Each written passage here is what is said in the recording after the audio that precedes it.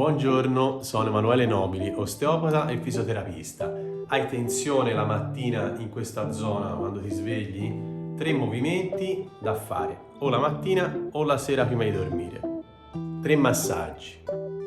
1, 2, angolo mandibolare. 3,